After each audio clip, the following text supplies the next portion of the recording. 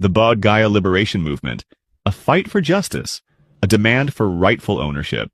On February 12th, Buddhist monks and upasakas and upasikas began an indefinite hunger strike to reclaim their most sacred site. Today marks the 13th day of their protest. But why is this happening? And more importantly, why is the mainstream media silent? Despite this being a major movement, media houses have chosen to ignore it, fearing it might gain momentum and attract global attention. The voices of Buddhist monks and their supporters remain unheard, deliberately hidden from the world. But why?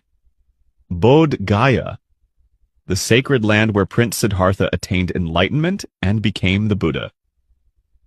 A site of immense Buddhist heritage, yet astonishingly, its management remains under a structure that sidelines the very community it belongs to. The Bodh Gaya Temple Act, 1949, governs the temple's administration through a 9-member committee, 4 Hindus, 4 Buddhists, and the district magistrate of Gaya as the ex officio chairman. But here's where the imbalance begins.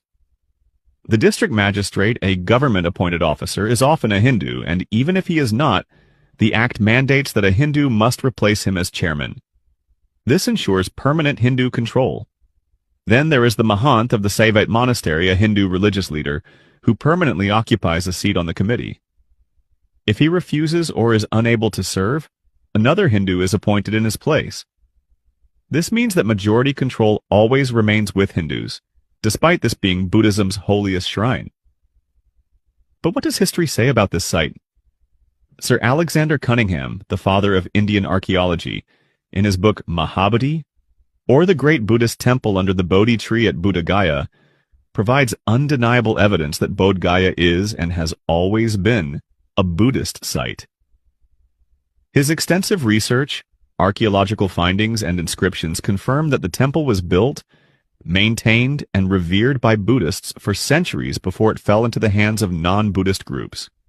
Yet today, the act ensures that Buddhists remain mere spectators in their own sacred land. Unlike Hindu temples across India, which are managed by Hindus alone, the Mahabodhi temple remains under non-Buddhist control. At the very site where the Buddha preached justice and equality, a silent struggle continues.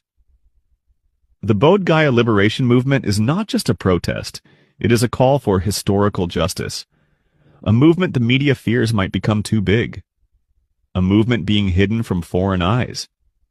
But the truth cannot be silenced forever. The question remains, shouldn't Buddhists have the right to